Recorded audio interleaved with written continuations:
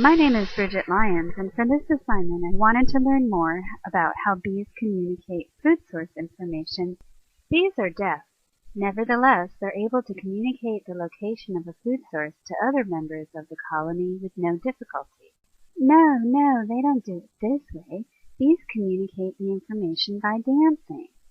All the information the other bees need to find the food source, its distance from the hive, its direction, the productivity, is encoded in the dance. The late Dr. Carl von Fritsch is credited with decoding bee dance movements. He won the Nobel Prize for his work in 1973. In his studies, von Fritsch observed the recruitment of foragers from a hive begins when the scout bee returns to the hive engorged with nectar from a newly found nectar source. She begins by spending 30 or 40 minutes regurgitating and distributing the nectar to the bees waiting in the hive. Once she shares the nectar with potential foragers, the scout begins the dance indicating the location of the food source. There are three main types of dances. The round dance indicates food sources closer than 50 meters. The waggle dance is used for food sources greater than 150 meters away from the hive. And for distances in between, there is something called the transitional dance. The round dance is used for food sources up to 50 meters away. After distributing some of her newfound nectar to waiting bees, the scout will begin running in a small circle, switching direction every so often.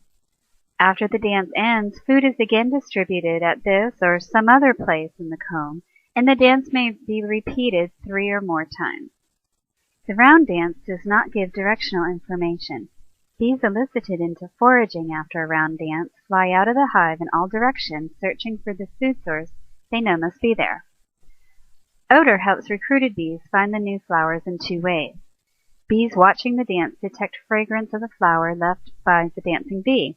Additionally, the scout bee leaves odor from its scent glands on flowers that help guide the new recruits. The waggle dance is used by bees to indicate food sources that are more than 150 meters from the hive. This dance, unlike the round dance, communicates both distance and direction. The duration of the straight run portion of the dance, measured in seconds, is the simplest and most reliable indicator of distance. As the distance to the food source increases, the duration of the waggling portion on the straight run also increases. This relationship is roughly linear as indicated in the graph obtained by the North Carolina State Extension Office. Communicating direction is a little bit more complicated. The orientation of the dancing bee during the straight portion of her waggle dance indicates the location of the food source relative to the sun. The angle that the bee adopts relative to the vertical represents the angle to the flowers relative to the direction of the sun outside the hive. Because directional information is given relative to the sun's position and not, say, a compass direction, a forager's dance for a particular resource will change as the sun moves throughout the day. This is between 50 and 150 meters. Bees perform a transitional dance, also known as a sickle dance.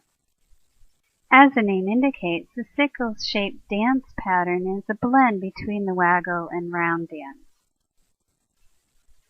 All of this information being conveyed is pretty amazing when you consider it's happening within the darkness of a hive.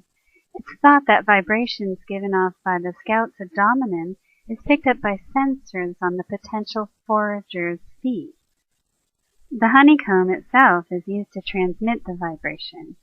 I hope my presentation has helped to further your understanding of how bees use dance movement to communicate with one another.